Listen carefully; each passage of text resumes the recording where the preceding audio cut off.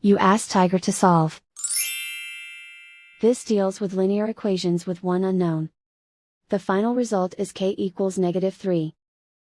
Let's solve it step by step. Group all constants on the right side of the equation.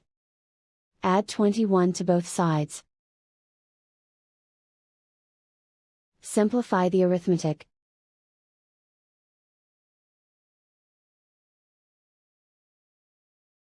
Isolate the k. Divide both sides by -7. Cancel out the negatives. Simplify the fraction. Move the negative sign from the denominator to the numerator. Find the greatest common factor of the numerator and denominator. Factor out and cancel the greatest common factor. And so the final result is k equals -3.